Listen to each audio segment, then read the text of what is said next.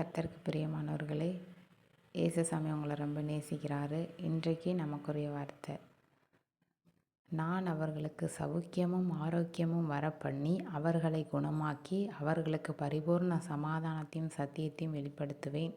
எரேமியா 33:6. ஆம் பிரியமானவர்களே, இன்றைக்கு ஆண்டவர் கொடுக்கறதான ஒரு ஆசீர்வாதம் சௌக்கியம் அப்படின்னா, நமக்கு சௌக்கியமும் ஆரோக்கியமும் நல்ல உடல் சுகம் மனபலன் வரப்பண்ணி அவர்களை குணமாக்கி அவர்களுக்கு பரிபூர்ண சமாதானத்தையும், சமாதானம்னா என்ன நடந்தாலும் இருதயத்தில் ஒரு சமாதானம், சத்தியத்தையும், சத்தியன்றது ஆண்டவர் தான், கடவுளோட வார்த்தை தான் சத்தியம், வெளிப்படுத்துவேன்.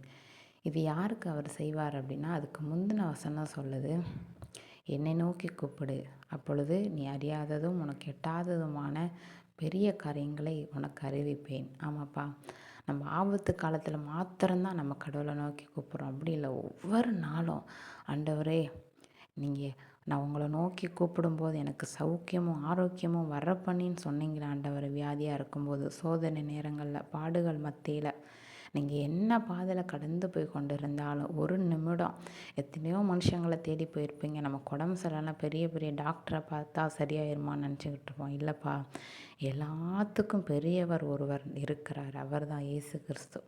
நீங்கள் அவரை உண்மையாக நம்புனீங்கன்னா, அவர் நோக்கி கூப்பிடுங்க, நிச்சயமாக என்ன பண்ணுவார் அப்படின்னா, அவர் உங்கள் ஜெபத்தை கேட்டு உருக்கமாய் பதில் தருகிற தேவன். அவர் எப்போ நம்ம ஜெபிப்போம், எப்போ நமக்கு பதில் தரலான்னு அவளோடு காத்து கொண்டு இருக்கிற தேவன். இஸ்ரவேலை காக்கிற உறங்குதுமில்லை தூங்குகிறோமில்லை. ஸோ எல்லா நேரமும் கர்த்தர் நம்ம மேலே கண்ணோக்கமாக இருக்கிறாரு.